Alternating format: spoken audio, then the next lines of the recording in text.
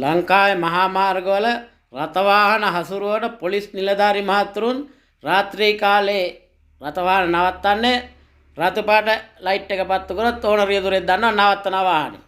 කොළ පාට ලයිට් එක පත්තු කරොත් යනවා. ඒක ප්‍රශ්නයක් නෑ. ඒක තමයි හරි ක්‍රමය. නමුත් තව ක්‍රමයක් පාවිච්චි කරනවා. මොකද්ද? විදුලි පන්ද වල්ලනවා රියදුරාගේ මූණට. එතකොට මොකද වෙන්නේ?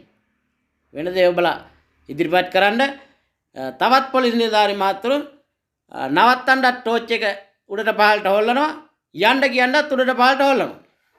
බැරි වෙලාවක් ගියොත් එනවා ට්‍රැෆික් බයික් එක කරන් පිටිපස්සෙන් හරස් කරනවා ගන්නවා ලයිසන් එක අනනතකා ධාවනය කියලා දඩකොළ නිකුත් කරනවා. මේක හරිද?